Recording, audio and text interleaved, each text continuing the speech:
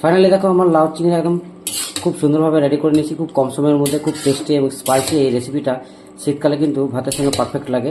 তো কীভাবে বানিয়েছি চলো আজকে তোমাদের সাথে এই রেসিপিটা শেয়ার করছি। চলো দেখতে পাচ্ছ, এটা হচ্ছে লাউ চিংড়ি। চলো থ্যাংক ইউ। লাউ চিংড়ি বানাবো তার জন্য কড়াই চাপিয়ে দিয়েছিলাম, তেলও দিয়ে দিয়েছিলাম, তেলটা হয়ে এসছে। এগুলোকে আমি ভেজে নিচ্ছি, চিংড়ি মাছগুলোকে নুন হলুদ মাখিয়ে রেখেছিলাম। প্রথমে চিংড়ি মাছগুলোকে হালকা হালকা ভেজে নেব। চিংড়ি মাছগুলোকে আমি ভেজে ফেলেছি, এবার তুলে নিচ্ছি। অবশিষ্ট তেল আছে আমার, এতে আমি ফোড়ন হিসেবে দিয়ে দিচ্ছি একটা তেজপাতা, শুকনো লঙ্কা, মৌরি, জোয়ান আর হচ্ছে গোটা জিরে। এগুলোকে কিছুক্ষণ হতে দেবো।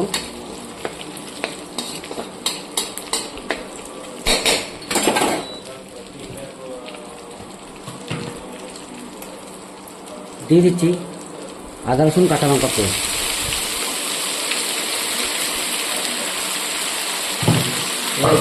হতে দেবো। অ্যাড করে দিচ্ছি একটা মিডিয়াম সাইজের টমেটো কেটে রেখেছি, এবার এটাকেও হতে দেবো। অ্যাড করে দিচ্ছি 2 দানা চিনি,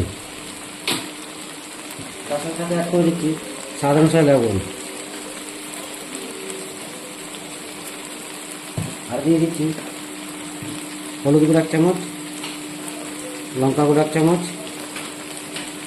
জিরে গুঁড়ো 1 চামচ, আর কিছু দেবো না। এবার এটাকে মশলাটা সুন্দরভাবে কষিয়ে নেব। অল্প একটু গরম জল দিয়ে দিচ্ছি, কেননা মশলাটা তাহলে আমার তাড়াতাড়ি হয়ে যাবে এবং পুড়বে না। আর জোয়ান মৌরি এগুলো দিয়েছি এই কারণেই, কেননা এমনিতেই আমরা ভাত খাওয়ার পর জোয়ান কিংবা মৌরি খাই। তো ফাইনালি তরকারিতে দিয়ে দিলে তরকারির সঙ্গে খেয়ে নেবো, আর ডাইজেস্টও কুইক হয়ে যাবে এবং আমাদের কাজেও লেগে যাবে। তার জন্য আমি এগুলো দিয়েছি। তো চলো মশলাটা ভালোভাবে কষিয়ে নিচ্ছি বন্ধুরা। ফাইনালি মশলাটা আমার প্রপার রেডি হয়ে গেছে, দেখতে পাচ্ছ তেল ছেড়ে দিয়েছে এবং এখন কষিয়ে নিয়েছি। এরপর আমি অ্যাড করে দিচ্ছি ভেজে রেখে এই চিংড়ি মাছগুলোকে এর মধ্যে অ্যাড করে দিলাম। এটাকে কিছুক্ষণ কষিয়ে নেবে।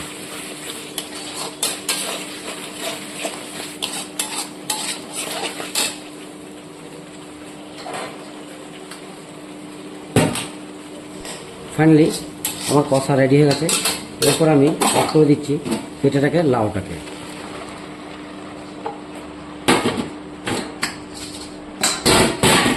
এবার এটাকে খুব সুন্দরভাবে হতে দেবো।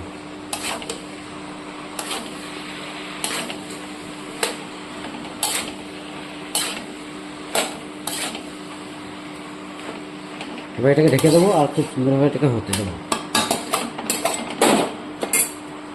ফাইনালি ঢাকাটা সরিয়ে রেখে দিচ্ছি। এর আগেও আমি 2-3বার দেখে নিয়েছি। তো ফাইনালি আমার দেখো লাউ চিংড়ি রেডি। এরপরে নামানোর গিয়ে অল্প একটু ধনে পাতা এর মধ্যে ছড়িয়ে দেবো, এবার নামিয়ে নেবো। চলো থ্যাংক ইউ বন্ধুরা। ভালো লাগলো অবশ্যই, ভালো মন্দ অবশ্যই জানাবে বন্ধুরা কেমন হচ্ছে না হচ্ছে। এবার আমার লাউ চিংড়ি রেডি, এবার এটাকে সার্ভ করা যাবে। এবার এটাকে নামিয়ে নেবো। চলো থ্যাংক ইউ। ফাইনালি আমি লাউ চিংড়িটাকে নামিয়ে নিয়েছি, দেখো এবার এটাকে সার্ভ করা যাবে। দেখতে পাচ্ছ আমার লাউ চিংড়ি প্রপারলি রেডি করে ফেলেছি। চলো বন্ধুরা, ভালো মন্দ অবশ্যই ফিডব্যাক শেয়ার করবে এবং কমেন্ট করে জানাবে কেমন হচ্ছে না হচ্ছে। চলো থ্যাংক ইউ।